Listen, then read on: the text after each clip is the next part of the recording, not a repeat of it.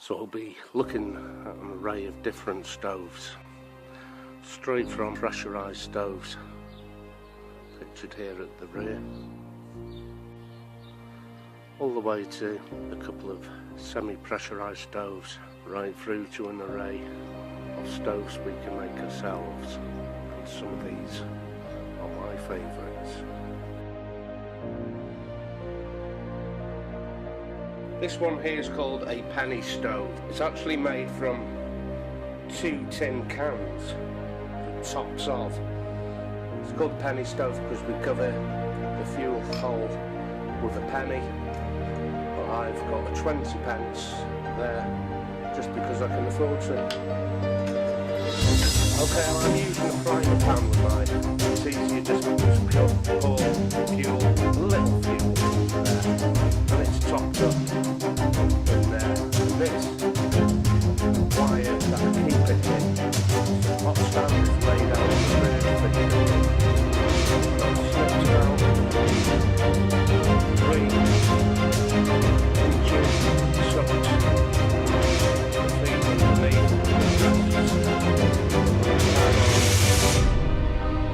and it's easy to fire up. We're going to have a look at the flame pattern on this in day and night.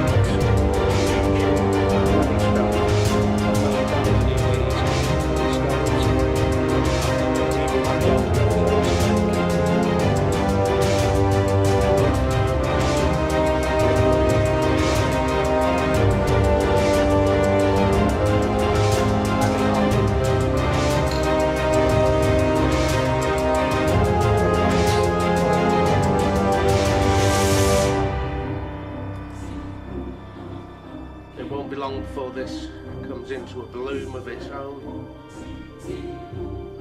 There we go, that's bloomed. I believe we're at a full boil.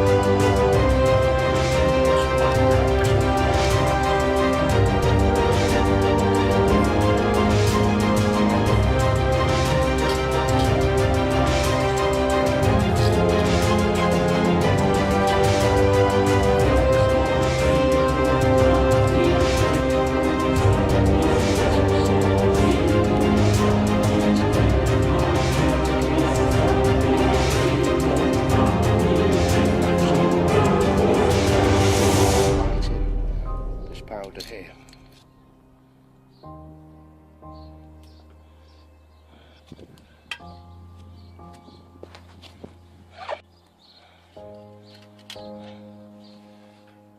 So that one's been run on hexamine, which leaves these two. And this one, it's quite a large tin, but it does fit in the hexi stove. In mine is wire wool. Now I can soak this up in methylated spirits and light this, and it stays incredibly hot and will cook very, very quickly. This one, I'm going to run this on methylated spirits, shoe polish tin, stove rope, That'll take about 20 mil of fuel. Pop that into the stove and light that up. So it's the hexamine, stove rope and the wire wool.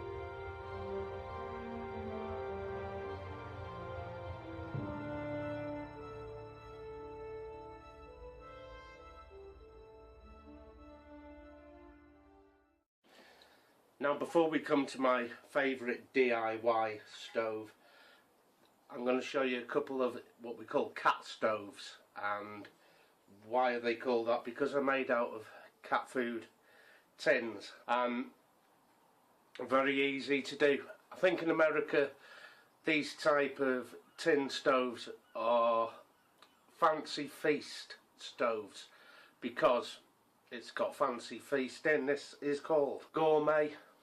So it's a gourmet stove, this one, and it couldn't be easier. A row of holes are drilled double-decker style. These are a centimetre apart and a centimetre down all the way around, and you fill it up full of fuel to the first level and pop the pot directly on.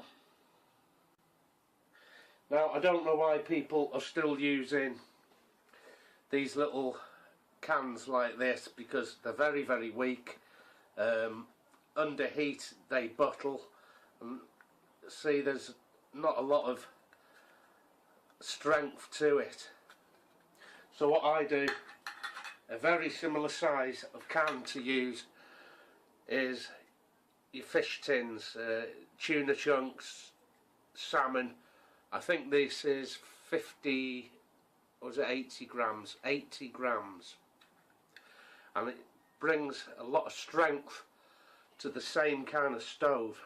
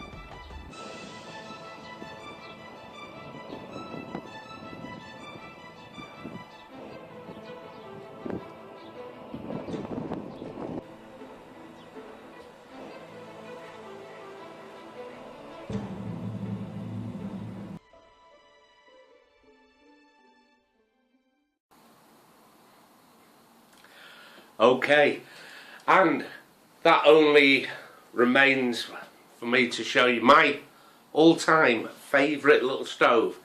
It's another DIY make. It has its own simmering and a snuffer. I've made a little box that it goes in. It all fits into your pocket, no take up so much room in your kit.